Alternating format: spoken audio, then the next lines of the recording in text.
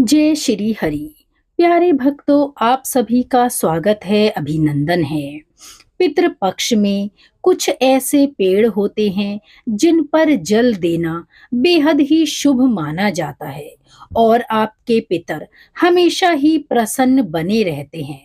17 सितंबर 2024 से पिंडदान, ब्राह्मण भोजन, तर्पण, दान आदि कार्य शुरू होंगे। पितृपक्ष में तर्पण के अलावा कुछ खास पेड़ों की पूजा और जल अर्पित जरूर करें।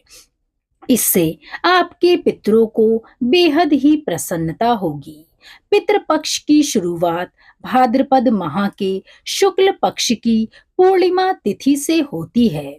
पितृपक्ष को श्राद्ध के नाम से भी जाना जाता है। पितृपक्ष का हिंदू धर्म में विशेष महत्व है। श्राद्ध में पितरों को तर्पण और पिंडदान करने की परंपरा 3 पीढ़ियों से चली आ रही है। पितरों की मृत्यु की बरसी पर तर्पण और पिंडदान किया जाता है। पितरों का ऋण तर्पण श्राद्ध से ही चुकाया जाता है। इस प्रकार हमारे पूर्वजों का ही उद्धार होता है। 17 सितंबर 2024 से पिंडदान और तर्पण के कार्य आरंभ हो जाएंगे। अब हम आपको बताते हैं उन खास पेड़ों के बारे में। पितृपक्ष के दौरान जिन पेड़ों को आप जल देकर अपने पितरों को मना सकते हैं। अपने पितरों की शांति और उनकी प्रसन्नता के लिए आप यह कार्य अवश्य करें। सबसे पहले है पीपल का वृक्ष। विशेषकर श्राद्ध पक्ष में पीपल का वृक्ष लगाना चाहिए। इसके अलावा पितृपक्ष के दौरान रोजाना पीपल के पेड़ पर जल देना चाहिए। इससे परिवार में सौभाग्य बना रहता है। पुराणों के अनुसार वहां पितरों का वास होता है, इसीलिए पितरों की तृप्ति के लिए पीपल के वृक्ष पर जल में दूध और तिल मिलाकर तर्पण करना चाहिए।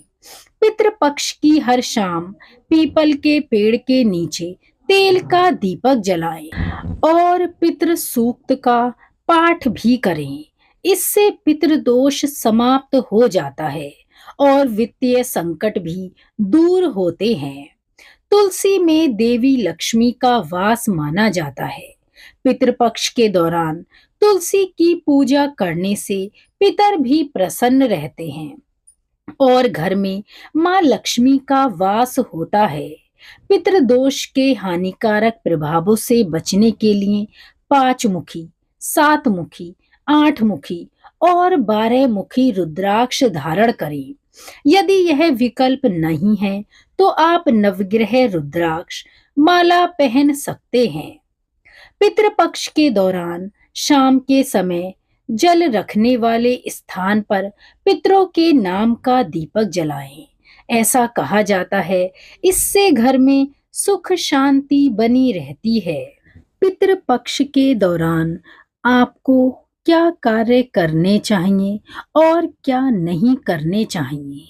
पितृपक्ष में किन चीजों का दान करना चाहिए और किन चीजों का दान आपको भूलकर भी नहीं करना है, चलिए हम जानते हैं। पितृपक्ष में आप जो भी दान करते हैं उसका फल आपको तो मिलता ही है, साथ ही आपकी आने वाली कई पीढ़ियों को भी इसका लाभ होता है।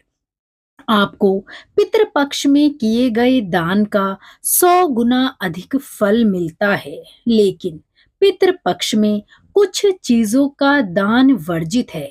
यदि आप इनका दान करते हैं तो आपको जीवन में कई समस्याओं का सामना करना पड़ सकता है। आप कंगाल हो सकते हैं। इसीलिए आपको ये पता होना चाहिए कि पितृपक्ष में क्या दान करें और क्या दान नहीं करें। पितृपक्ष में अधिकांश लोग कपड़ों का दान करते हैं।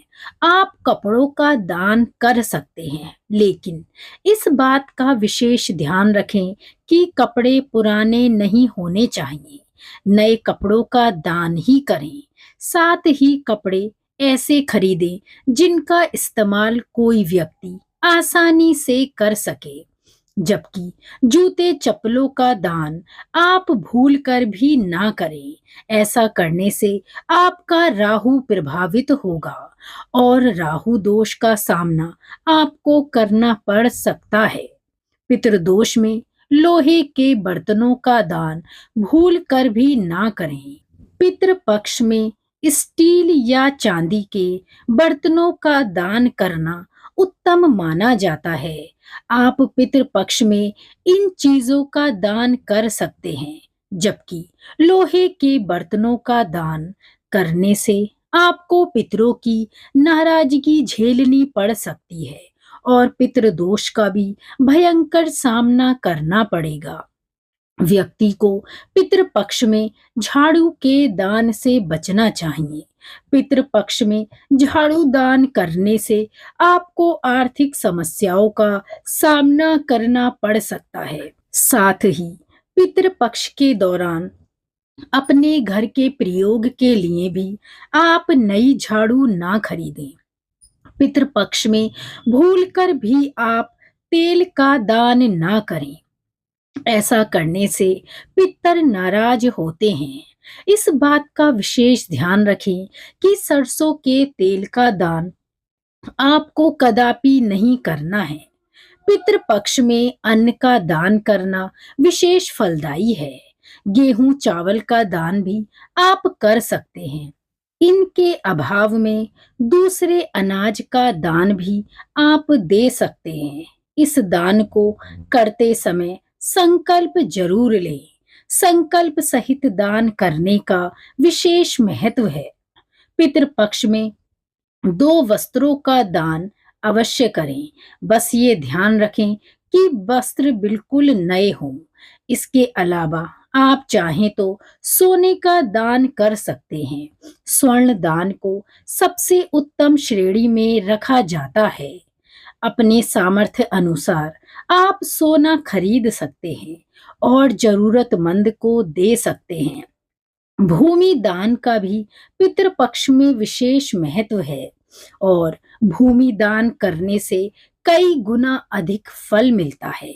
आपको ही नहीं बल्कि आपकी आने वाली पीढ़ियों को भी इसका पुण्य फल मिलता है।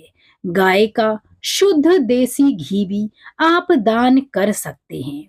गाय के घी को एक पात्र में रखकर दान करना मंगलकारी होता है। इस दान को करने से घर में सुख संपत्ति का वास होता है। इसीलिए पितृपक्ष में इन सब में से आप किसी भी चीज का दान कर सकते हैं और इसका फल आपकी कई पीढ़ियों को मिलता है।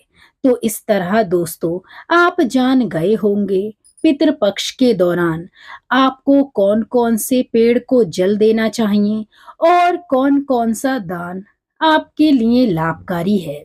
पितृपक्ष से जुड़ी जानकारी अच्छी लगी हो तो लाइक और शेयर जरूर करें और अन्य जानकारी के लिए जुड़े रहें हमारे साथ।